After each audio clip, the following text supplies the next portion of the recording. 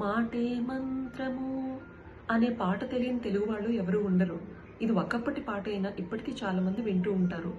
ఈ పాట నేను రీసెంట్గా విన్నప్పుడు నాతో పాటు వర్క్ చేసిన ఒక కొలీగ్ నాకు గుర్తొచ్చారు.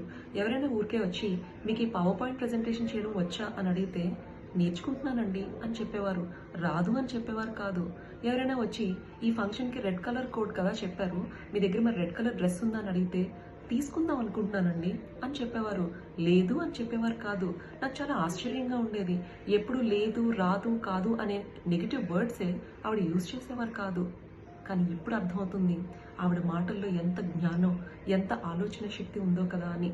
మరి నిజమే, మన మాటలకి మనుషుల్ని ఆకట్టుకునేంత గొప్ప శక్తి ఉంది, మనుషుల్ని అవమానించగలిగే శక్తి ఉంది.